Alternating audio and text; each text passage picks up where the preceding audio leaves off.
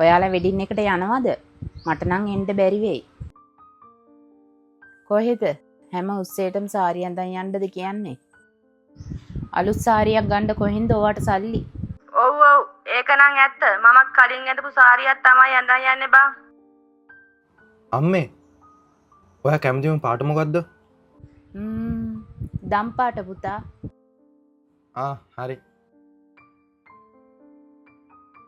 අම්මේ කෑම බෙදන්නකෝ මට බඩගිනි. මම ඉක්මනට නාලා එන්න.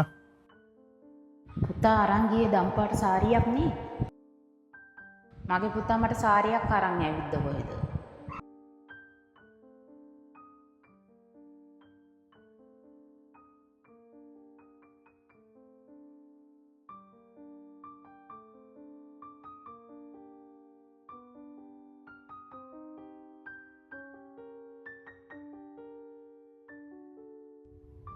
අහන්නකෝ මං වෙඩින් එකට එනවා. මගේ පුතා මට සාරියක් අරන් ඇවිල්ලා.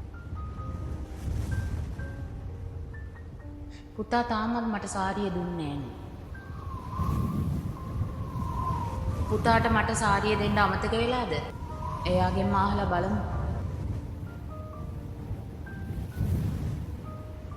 පුතා මං එදා දැක්කනේ අල්මාරියේ අලුත් සාරියක්.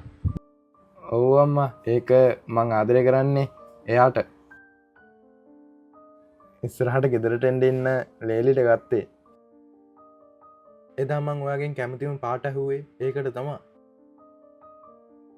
ඔයා කැමතිම පාටින් තමා මං ඒක අරන් දුන්නේ.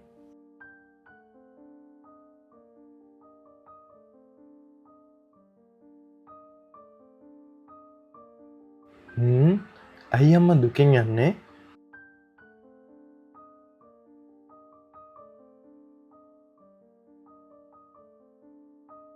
අහපන්කෝ මං වෙඩින් එකට එනවා. මගේ පුතා මට සාරියක් අරන් ඇවිල්ලා.